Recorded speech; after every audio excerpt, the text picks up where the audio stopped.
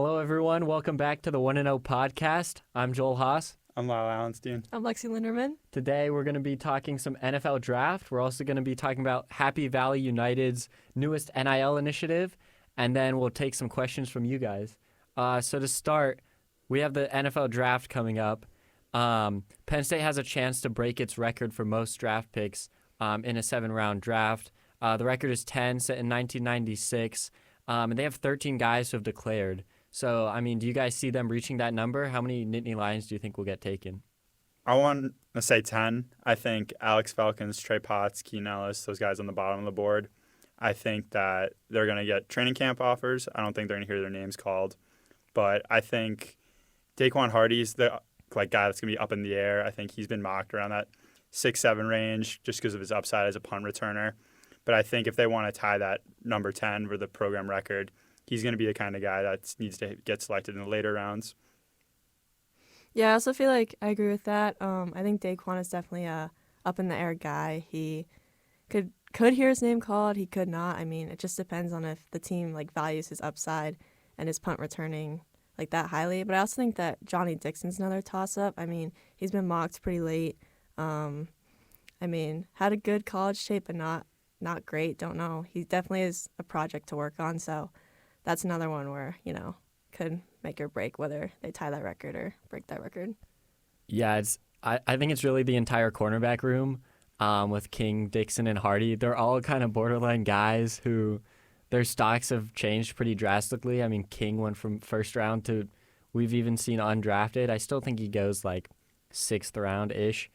Yeah, I mean, like you guys mentioned with Hardy and Dixon as well, they're kind of borderline fringe guys there.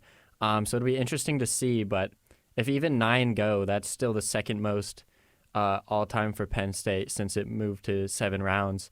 So that would still be a big deal, and I think 9 of them, I think 9's a safe number. 10 is on the higher end, but I think 9's safe.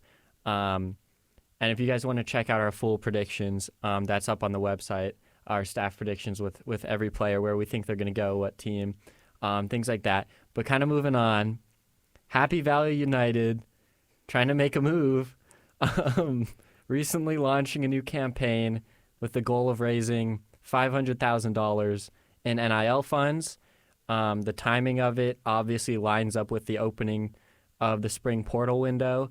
They're clearly trying to get some funds there to both retain the players they have on the roster, but also entice new players to come in. Hasn't exactly been the most successful so far. I don't know if either of you guys have thoughts on that.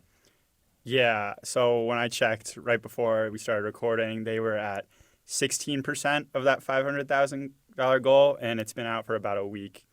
And I just think, as the Happy Valley faithful that make all these comments about how our NIL isn't where it should be, I think that kind of goes to show that it's a big expectation, because when they put out this initiative and you've got state media partnering with it with guys like Adam Brennan, Christian Hackenberg, former tight end and quarterback, that are all for this big move to retain the roar, get the guys to stay, bring in people to come in. I think it's just, something that needs some work. I think obviously this is the first time I think that they did this big kind of push for it.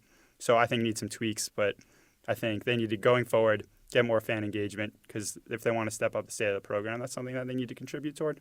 Yeah, I think fan engagement's a huge part of it. I think that the Happy Valley faithful didn't really, know much about NIL, and it's kind of taken over, college sports and college football, and it's huge with how big the transfer portal's become. But I just think, fans of Penn State didn't really have the knowledge, and I feel like Happy Valley United hasn't done a whole lot to give the fans that knowledge, and they're trying, and it's a big push, but I just don't know. The fans just have to really get engaged, or else just nothing's gonna work.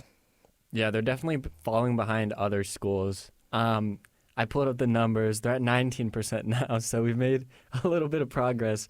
And that's being matched, too. Brad Bars is matching the first 50,000. So, I mean, from the fans, it's half of the 19%, if you want to look at it that way. But, I mean, 500,000 is not a big number. That's not some huge goal to hit, and Penn State's nowhere near. I don't think they're going to get that, anytime soon. I don't know how long they're going to run this fundraiser, but we've heard Ohio State, they're in the 10 million range. We've heard rumors of up to $13 million in 1 year on NIL, and Penn State's got a goal of $500,000, and they're really struggling to hit it right now. So I don't know. I think this is the time for the fans to kind of step up. I mean, they're always talking about, wanting to compete at a higher level, reach that elite status. A lot of blame's been put on James Franklin, but if he's not being given the same resources, not even in the same ballpark as some of the other major schools, I mean, I think we have to reevaluate kind of our expectations for where the program's going to be moving forward, because frankly, it's falling behind a lot of other schools that it considers, itself to be competitive with. I think that Franklin talked about, this goes back to the Ohio State game this year, talked about like the upper echelon of being amongst the elite college football programs. And I think within recent years, from a program player personnel perspective, I think they're coming close to that with guys that are bringing in on the roster. But in order to separate themselves from that pack moving forwards, to put them in the tiers of teams like Ohio State, Alabama, Georgia, NIL is really that important, because in order to beat that, like get to that next jump, that next level, you're bringing in players, you're bringing in coaches and staff that they need to get paid, because that's the state of college football at this point of just the landscape of the sport. And that's the next important thing to move forward as a program, because they've shown that they can bring in recruits. Transfers is starting to get there with guys like Julian Fleming, AJ Harris, but NIL really is the next important thing to go forward for Penn State. Yeah, I mean, they just have a lot of ground to make up there. But yeah, no, I agree. It's definitely becoming increasingly important. That's a bigger topic of conversation for recruits, for players entering the portal, things like that. They're definitely asking, what can you do for me in NIL, things like that. And Penn State, to this point, hasn't really been able to prove that they can compete in that space.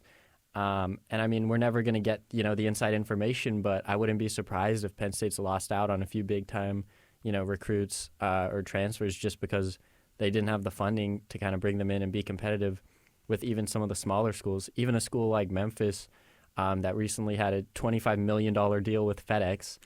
And again, Penn State still hasn't hit $100,000 yet on this Retain the Roar project that they've been pushing. So a lot of work to be done if you're Penn State. I don't know how they really change that or what they can really do at this point.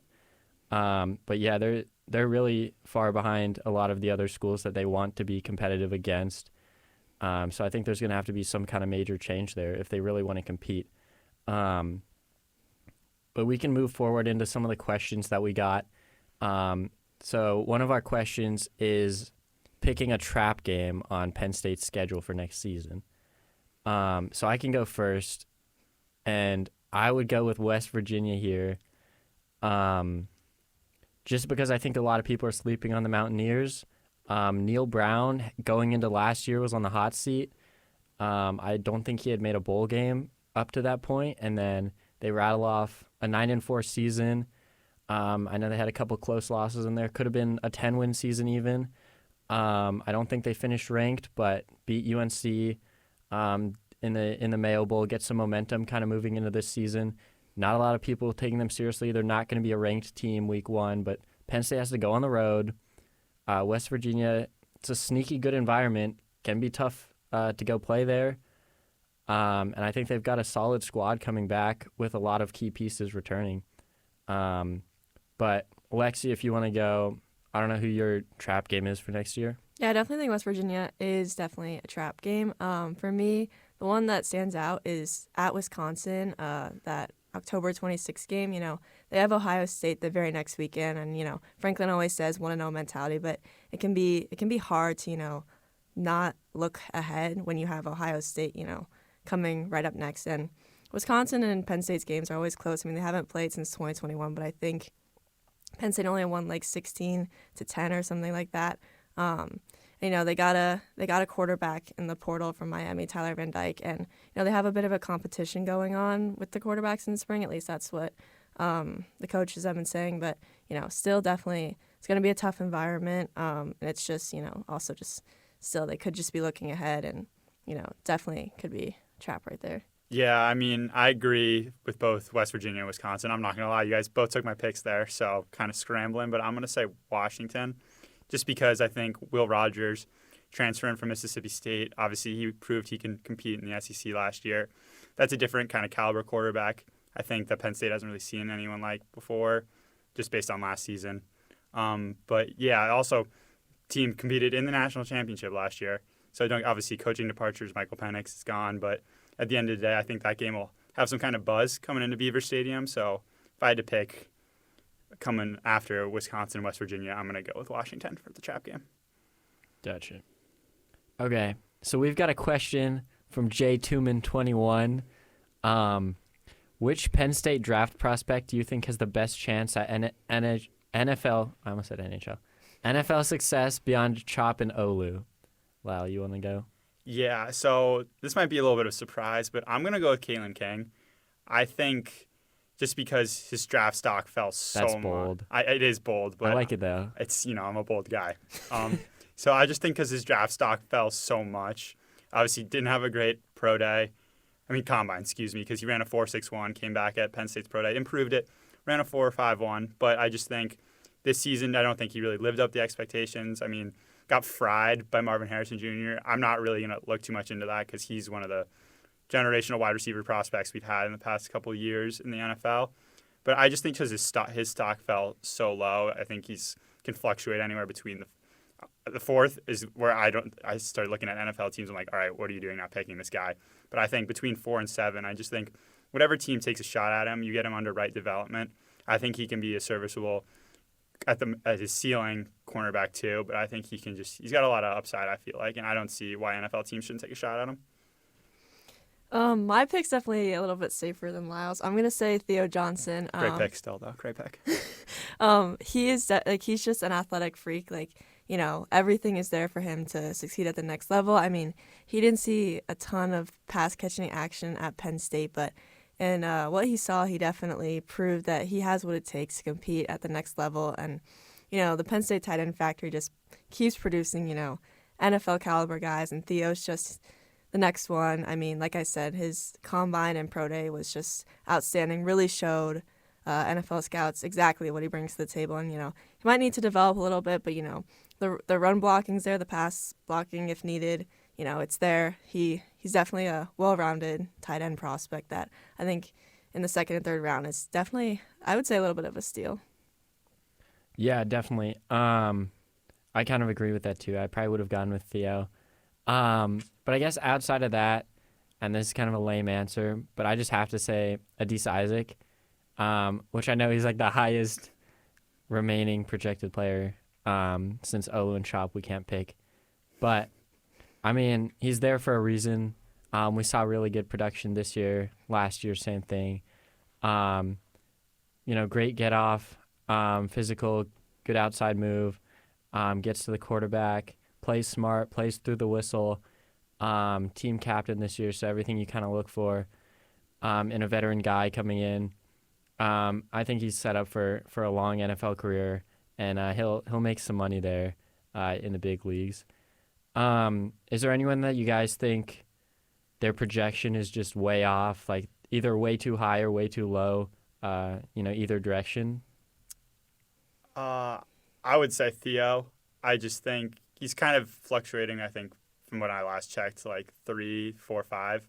I think he can sneak into the second just because you've seen the Penn State tight end factory. You saw a guy like Brenton Strange last year go second round, and he was not mocked that high. And I just think he possesses the ability to be one of the top tight end guys in the draft, not only as a pass catcher but as a run blocker. So I think I could see him rising come Thursday.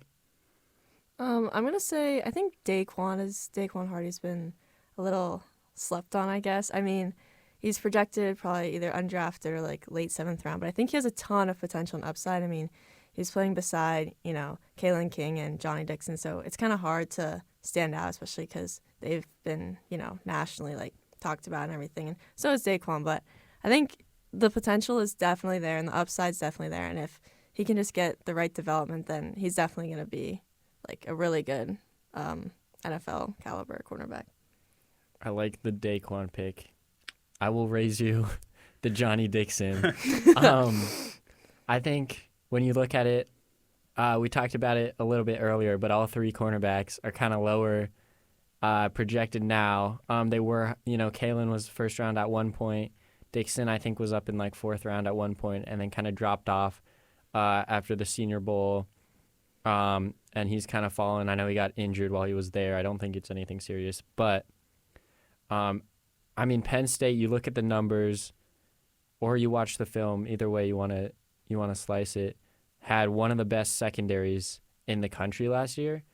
They have an argument for, I don't know, top 2 or 3 secondary in the country last year, and you want to tell me they don't have a single day 1 or 2 pick? You know what I mean? Like, everyone right now is kind of in that, like, 6th or 7th, potentially undrafted range. I feel like at least one of them has to go earlier. I think that could be Dixon.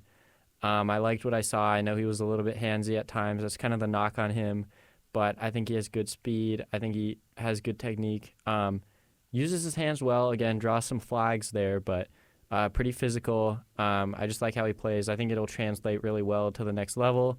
I'm not concerned about the injury at all, anything like that. So I think he's too low right now. So Luke Vargas asked, which first-year player is going to have the biggest impact this season? Yeah, I'm going to go with Cooper Cousins. I think he's the first guy to commit in his class, early enrollee, and during spring ball, I think he's really turned some heads. You've heard Franklin's talked about him, Vega Ione's talked about him, Zane Durant, just a whole bunch of guys are just praising him nonstop. Standing at 6'6", 319, like, he's hard to miss, and you could see why. And it's, like, unprompted, too. Like, you don't even have to say, what have you seen from Cousins? It's just, like, who's impressed you, and everyone goes to him. Yeah, it's just, like, nonstop praise. You saw him coming out during the blue-white game. He was on the team white, so what looked like the projected starters. And obviously that O-line had a bunch of injuries. J.B. Nelson, Sal Wormley didn't suit up. But you saw Cousins going at right guard to start the game, and he just impressed. He had a false start pretty early on that first drive, but first time in Beaver Stadium that Franklin talked about, they hadn't been able to get there all spring, had some crowd noise. Still a young guy, but he impressed. He had a pancake block late in the game, which was super impressive, and you could just see pure power, strength, and rightfully so with his frame. But Franklin talked about during one of the media availabilities, he's been getting most of his work at center because that's what he did mostly during high school. And if he's going to get a role, I think it's going to have to be at that guard spot because I think there's more room for snaps because I think Nick Dawkins kind of locked up that starting center role based on what I've seen, but you can't keep him off the field. You got to find a way to get him in the ball game, and I think that's going to be at guard. So my pick would be Cooper Cousins. I'm going to go with Luke Reynolds in the tight end room. Ty Howell's talked a lot this spring about how impressed he is with the young guys. Theo's gone to the NFL, so Tyler Warren's I think he's the only tight end that is above junior age, maybe, possibly, but he's a veteran presence there, and they need, another guy to step up. Tyler can't be doing everything, and Luke Reynolds has kind of shown this spring, what he brings to the table. He was on Team Blue in the blue-white game, so didn't get to see the ball too much just because of how poor that offense was, but, all throughout spring practice, Ty Howell's praised him the entire time. Said he's filling in nicely, picking up, learning quick, and Tyler's been a huge help to him as well. So I definitely think Luke can definitely make a huge impact beside Tyler this year for Penn State. Yeah, those are probably the two top answers for me as well, although I don't see anyone in this recruiting class playing too big of a role. Even the two guys you mentioned, like I know Cousins, has been in that conversation, and like you said, he's been getting a lot of praise. But it's extremely hard for a true freshman lineman to actually crack, the two deep even, and like you said, Dawkins probably has the starting spot at center, so he might have to move to guard. We'll kind of have to see what happens there. Luke Reynolds, again, very talented recruit, will definitely be an impact player in the next few years, but this year, I don't know, just because of how many bodies you have in that room ahead of him right now. And we've seen that this staff kind of values experience. They like to keep the upperclassmen at the top of the depth chart, especially when it's kind of close between two guys. They tend to lean toward the guy who's just older, been there longer. And beyond that, Grunkermeyer was one of the top recruits. I don't see him getting much time there. outside of fourth quarters in the non-con. Quentin Martin, again, very promising prospect, who looked really good in the blue-white game. Could be the third running back on the team this season, but again, how many reps are you getting as RB3? Especially how many meaningful reps are you getting? So even though there are a lot of talented pieces in this recruiting class, I also just don't see much of a path to playing time for any of them, just because of how much, how crowded those rooms are right now, how much talent is ahead of them on the depth chart. So it'll be really challenging for any of them to really get meaningful time this year. That's it for today's episode. Thank you guys for watching. My name is Joel Haas. I'm Lyle Alenstein. I'm Lexie Linderman. For more football coverage, you can find us at psucollegian.com and follow us on socials. Peace.